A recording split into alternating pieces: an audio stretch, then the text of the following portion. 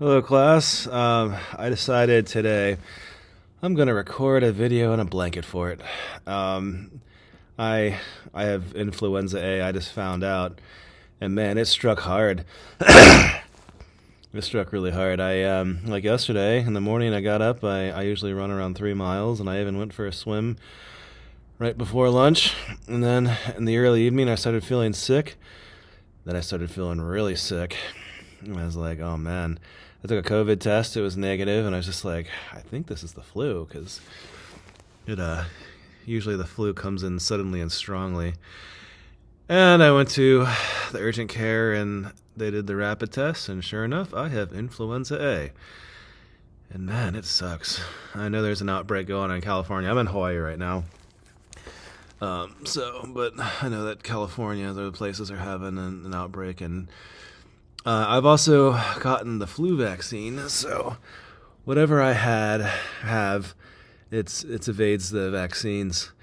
And when I was a kid and we got sick, we used to build blanket forts, drink Sprite and chicken soup, and watch The Price is Right, and of course, blanket fort. So I thought a blanket fort would be a good time to break that, the old part of childhood. So, two amazing things: blanket forts, and also mice born from two male parents. So, of course, I love science, and this is not necessarily chemistry per se, but it's really intriguing. And I mean, generally speaking, of course, we have with mammals we have two at least biological genders in terms of reproduction. We have two biological genders, and then of course with the when it comes to species, if a species is truly a species, the offspring are fertile. So and typically speaking, of course, we have a male with the Y chromosome, and an two X chromosomes, one X, one Y, and in general 2X for the female. And when the sperm and the egg cells meet, there's kind of like a blending of genes, and there's certain parts, and this article refers to it as imprinting. I thought imprinting is like when you raise a duck and it follows you around, or something like that. Sorry, and I hope you don't get the flu from me over YouTube. But these folks found a way to get around the imprinting, and were able to have viable offspring. So it took them quite a bit. I mean, they had to go through and edit the genes. And then they went and took the cell. They took an egg cell, and they put a modified nucleus in there, and then put the other male sperm in there, and then it was able to fertilize. And they've done this, and they've gone and they it didn't necessarily say if the mice are fertile. I think they implied it, but I don't remember seeing it in the article. But they're surviving to adulthood.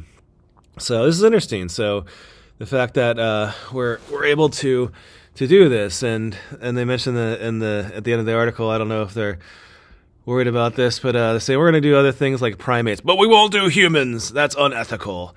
So I guess a lot of people, their first question, like, oh, can we start doing this humans? And I mean, I could see this happening. I mean, with humans, I certainly could. So who knows? Who knows if this is the future of reproduction and parts for humans? I don't know. I don't know. We'll find out. I mean, our fertility rates are going down. So but I mean, I think we're far away that we'd be doing this per se for the survival of our species and reproduction of our species. But you never know. Maybe for human colonization, you send out the barge with a bunch of this, and then the AI goes and makes a bunch of babies and then raises them, and then we got a society. I don't know. I always think about science fiction. That's kind of because I'm a nerd. Yeah, it comes with a PhD, I guess. Anyways, yeah, I hope you enjoyed it. I saw this article, and I'm like, wow. I mean, first of all, it's biology, and I'm terrible at biology. But also, it's just, wow, two males making a baby. So it's interesting. I think this is an interesting thing, and it shows we're pushing the limits of science and technology. And also, I should mention this is being done in China, where they're doing this, Chinese Academy of Sciences. So it's not necessarily American Chemical Society. I know that's the magazine that I'm using, but this is Chinese research. So interesting stuff. I hope you're doing well. If you need anything, let me know, especially if you're having problems with basic needs, and if you're having academic issues or mental health crises. And I mean, I'm actually dealing with my own mental health crisis, and I was told I have mild depression and mild anxiety, and it doesn't feel mild, I can tell you. Well, at least the anxiety part doesn't feel mild. But yeah, that's just me, I guess. But I mean, it helps to seek help when you need to improve your life. And if you need help with that, let me know, and I'll do what I can to help. And watch out for this influenza A. It's not fun, I can tell you that much. And I'm taking Tamiflu, and I'm calling this Fort Tamiflu, by the way. So the name of this blanket fort right here is Fort Tamiflu. I've never taken Tamiflu, and man, I feel terrible. So the doctor told me it'll take 2 days to make me feel better. So I guess I'll have a very low key Valentine's Day, I suppose. But that's okay. I will survive and persevere. Oh, and Monday's a holiday, by the way. We have a 3-day weekend coming up, so I can get some extra rest, and you guys can get some extra chemistry studying in, of course. I mean, what else would you do with all that free time, huh? No, of course. I mean, if you need to take some time off and replenish yourself mentally, that is quite the noble cause as well. So I will end my sniffles and perhaps take a nap.